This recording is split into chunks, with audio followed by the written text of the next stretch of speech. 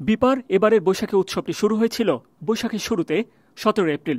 তারপর জ্যামাইকার কুইন্সে মনমাতানো দ্বিতীয় অনুষ্ঠানের পর তৃতীয় এই উৎসবটি ছিল তাদের সবশেষ আয়োজন। এবারে উৎসবে মূল সুরটি ছিল দেবে আর নেবে, মিলাবে মিলিবে। বর্ণাঢ্য মঙ্গল শোভাযাত্রার মধ্য দিয়ে শুরু হয় তাদের এই উৎসব।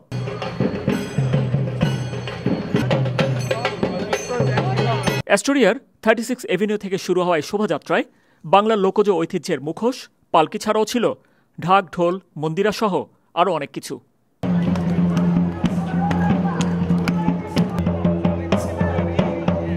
দেশীয় নানা রঙের পোশাকে সজ্জিত প্রবাসী বাঙালি, শিশুসহ বিদেশিরাও অংশ নেয় এতে।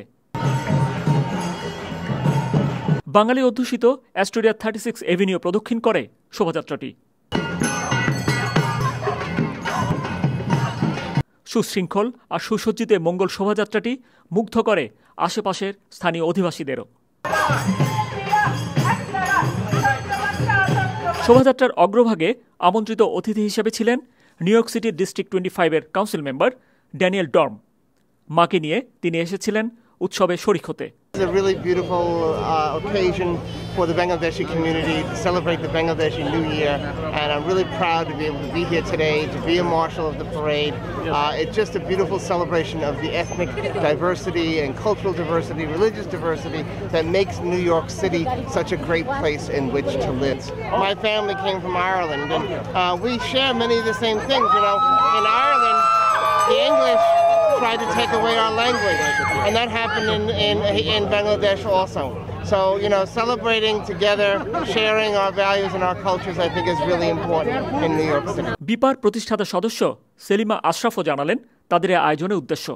এটা করার একমাত্র উদ্দেশ্য হচ্ছে যে আমরা যে নগরীতে থাকি, নিউ ইয়র্ক নগরী একটি বহুজাতিক নগরী এবং এখানে অনেক সংস্কৃতির লোক পাশাপাশি সহ অবস্থান করছে। তো আমরা সবাইকে বলতে চাই যে আমরা বাংলাদেশি, আমরাও এখানকার একটি বড় কমিউনিটি, বড় না হোক কিন্তু আমরা আমাদের নিজস্ব সংস্কৃতি ঐতিহ্য নিয়ে আমরা এদেশে আছি এবং আমরা জানাতে চাই আমরা বাংলাদেশি, আমরা এখানে আছি এবং আমাদের নিজস্ব ঐতিহ্য নিয়ে আমরা এখানে বেঁচে আছি। শোভাযাত্রাটি বিভিন্ন স্ট্রিট ঘুরে শেষ হয় 36 এভিনিউতে এসে। এরপর সেখানে ক্ষুদে শিল্পীদের নাচ মুগ্ধ করে সবাইকে। নাচের পাশাপাশি স্থানীয় শিল্পীরা ড্রাম বাজিয়ে উপস্থিত সবাইকে তাক লাগিয়ে দেন। এরপর শুরু হয় অনুষ্ঠানের দ্বিতীয় পর্ব, সাংস্কৃতিক পরিবেশনা।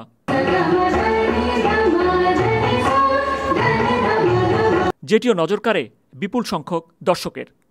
এ সময় স্বাগত বক্তব্য রাখেন বাংলাদেশের কনসাল জেনারেল সহ কমিউনিটির নেতৃবৃন্দ।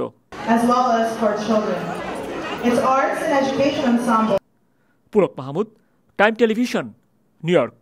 Performed in schools throughout the tri-state area. In this following piece, the performer will be a solo performer, Angelina Ha, who is also from Russia and began Indian classical